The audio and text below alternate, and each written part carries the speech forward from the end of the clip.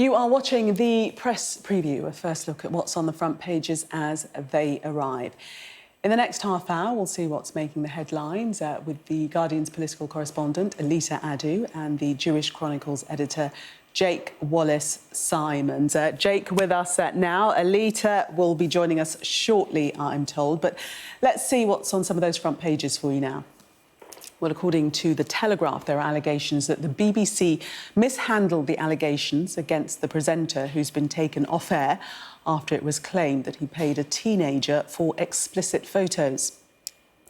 That same story leads the Mail on Sunday, which says several famous faces were falsely accused of being the presenter on social media. And it's also the top story in the Sunday Times. Woke is the word the Sunday Express uses to describe banks that have refused to do business with defence companies on moral grounds. The People criticises the government for allegedly spending £800,000 on a new paint job for the Prime Minister's plane. And without telling us exactly who they mean or what they mean, The Star carries research into the love lives of so-called boffins. And a reminder that by scanning the QR code you'll see on the screen during the programme, you can check out the front pages of tomorrow's newspapers while you watch us. And we are joined tonight by Aletha Adu and Jake Wallis Simons. They are both there. Welcome to you both. Let's start off by taking a look at the Telegraph and their front page. The headline there, BBC under fire over explicit pictures scandal. Jake, take us into the story thus far. Well, this is the story that's dominating the news over the last 24 hours since it was broken by The Sun today, on Saturday. And it's the story that a prominent BBC presenter, we don't know who, allegedly paid £35,000 to a person who was initially 17 years old to send explicit photos to the presenter. And the money was allegedly spent on drugs. So the spotlight really shines upon the BBC here, because the BBC apparently was told about this by the alleged victim's mother, but failed to take the presenter off air since May. So the presenter kept presenting despite these serious allegations. And this really does bring attention to the BBC's handling of such serious complaints.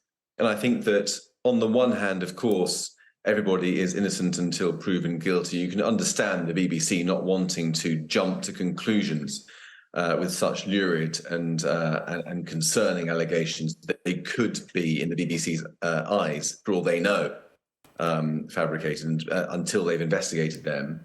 And yet at the same time, it doesn't look good for them to keep this presenter on air for such a long time, given the seriousness of these allegations and the pressure to believe victims of sexual assault as a first sort of position, even before investigating the evidence that we've seen arising in recent years with good reason. So I think the BBC finds itself, under a lot of pressure at the moment. We've just seen the Philip Schofield scandal commanding the headlines day after day and week after week, which wasn't the BBC. But certainly the culture within television is something that has been in the headlines a lot in recent weeks and months. And this just adds fuel to the fire. The BBC finds itself under a lot of pressure tonight. Aletha, we read that Dame Caroline Dinenage, the chairman of the Culture, Media and Sport Committee, has said she's concerned the corporation had taken a very long time to investigate the allegations, during which time the Star had allegedly sent additional payments to the teenager and continued to broadcast on the BBC. Yes, and she is joined by many senior Conservative voices who are also expressing concern over the BBC's handling of these extremely serious allegations. As Jake rightly said, there are many questions that remain.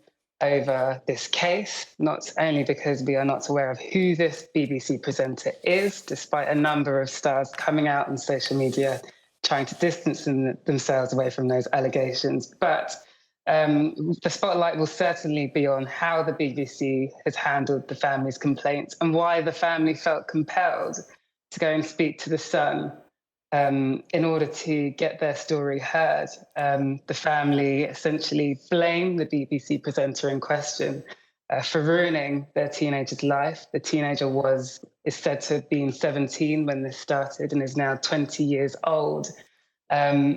And as Jake rightly pointed out, why was the presenter allowed to continue working on air whilst the BBC is said to have been aware of these allegations? Now, the corporation insists that it takes these allegations extremely seriously, and they insist that they do have the processes in place to take care of this investigation and to continue looking into it.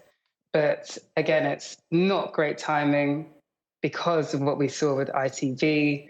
For weeks and months, we heard so many rumours of a feud between two presenters, and Philip Sculford ended up highlighting what the real nature of that feud was.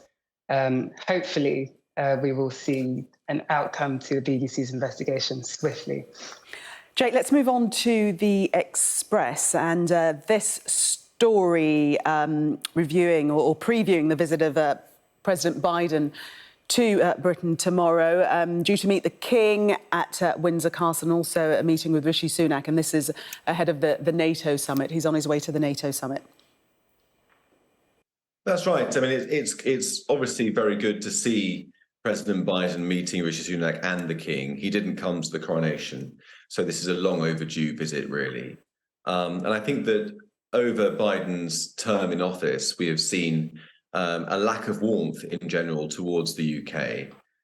Partly, it seems, resulting from his identification with the Irish side of his family. In fact, as I understand it, he's equally English as he is Irish, but he seems to identify with the Irish bit, given the way that plays, I suppose, in the United States, and has developed a certain palpable I suppose hostility is a bit too strong, but a lack of warmth perhaps to Britain. Recently, he blocked the appointment of Ben Wallace, our Defence Secretary, as the head of NATO in favour of Ursula von der Leyen, the German former Defence Minister who didn't shine in her role in Germany. Aletha, do you think that's true? Sorry, we've got a bit of a delay on the line. I was just going to ask Aletha if she felt it was true that there has been a lack of warmth coming from the USA during Biden's administration. I mean, you could argue that. You could argue also that for the Prime Minister, Rishi Sunak has found himself battling a number of his own domestic issues, and he would probably welcome this visit very much, given that he's facing a number of key electoral tests in the coming weeks in the name of by-elections. But obviously on Friday, the Prime Minister's spokesman simply outlined that obviously this is a secondary meeting. Joe Biden is here to see the King. As Jake rightly said, he wasn't able to make the coronation. The pair are said to be ready to discuss issues to do with NATO and also Ukraine, that has just passed, sadly, its 500th day in this ongoing crisis. Something that Rishi Sunak has been desperate to try and put his stamp on, given his predecessors, Boris Johnson and Liz Truss's, key links during this entire horrible campaign. But we'll see if they look very amicable for the cameras in the morning ahead of his talks with King Charles in the afternoon. Yeah, we'll see if they're bear hugging each other. I doubt we'll see that, but you never know. Let's move on to the Mail and this story. Well, it's a photo that we're looking at, and this is of a George Osborne, former Chancellor, his wedding today. The headline there, not even weddings are sacred for Just Stop Oil clowns. But it's important to say that Just Stop Oil haven't claimed responsibility. The picture is of someone throwing orange confetti on the couple, Jake. That's right. George Osborne's wedding has been beset with difficulties even before it started. There was that email, point and pen email, as has been reported, that was sent round to guests and prominent journalists with the character assassination of George Osborne, which he entirely denies. And then the wedding takes place. As you can see from the pictures on your screen at the moment, a lady emerges from the crowd appearing to be a guest, but then pours orange confetti over them, which is the colour of Just Stop Oil. And on Twitter, Just Stop Oil a couple of hours ago celebrated that action, but didn't actually explicitly take responsibility for it. Either way, it does seem on the face of it, certainly the Mail is reporting, as if it was some kind of eco-protest at George Osborne's wedding.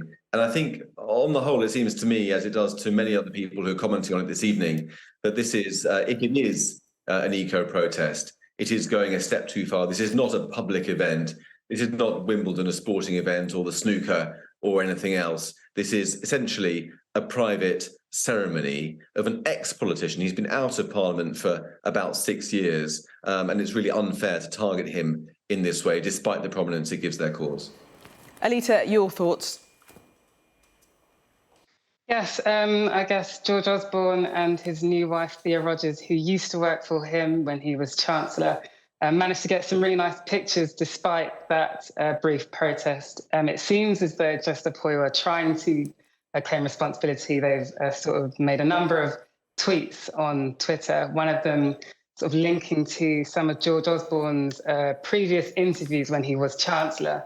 And it seems from those tweets, if it was Just Stop Oil, they're claiming that, you know, he's not been somebody that's wanted Britain to be at the forefront of tackling climate change, which is obviously what that group is all about.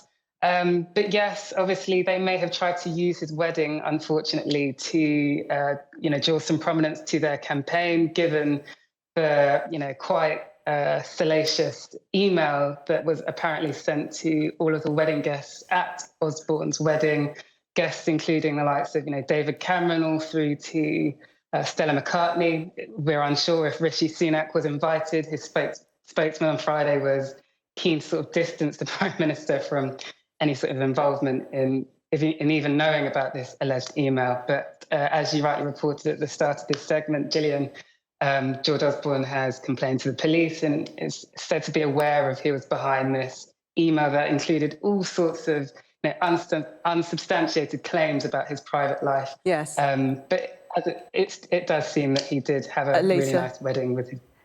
Aletha and Jake, thank you very much. But just to reiterate that Just Stop Oil haven't claimed responsibility. Stay right where you are. We're going to take a break. Coming up, we'll look at why some banks are refusing to do business with defence firms. Stay with us.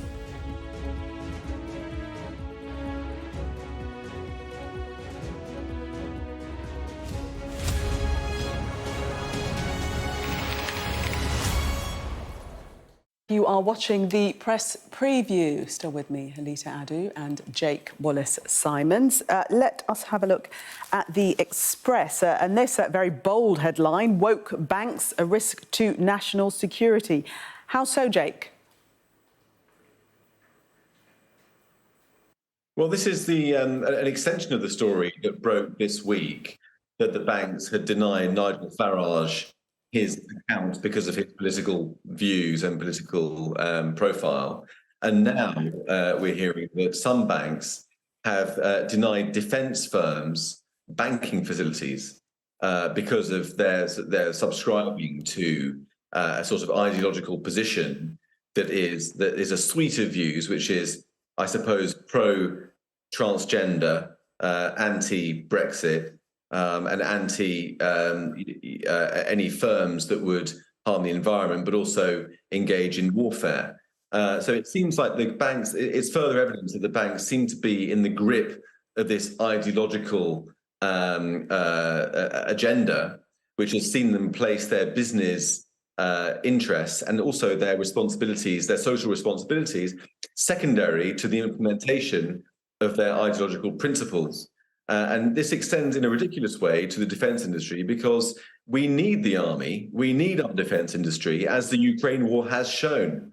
I think all of them would probably applaud our support of Ukraine, but they're not willing, apparently, to give bank accounts to the defense companies producing the goods that we're giving to Ukraine. So this hypocrisy is never far from the surface with this sort of agenda. And it's very worrying that the banks are using their leverage in this way. It's reported that experts warn the trend could see vital defence companies collapse, leaving the country reliant on foreign firms and dramatically reducing national security, Aletha.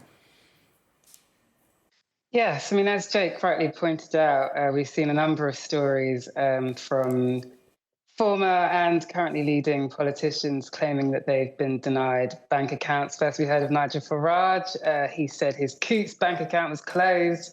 We later found out that was because the current company has some sort of legislation that requires customers to have at least £3 million in savings.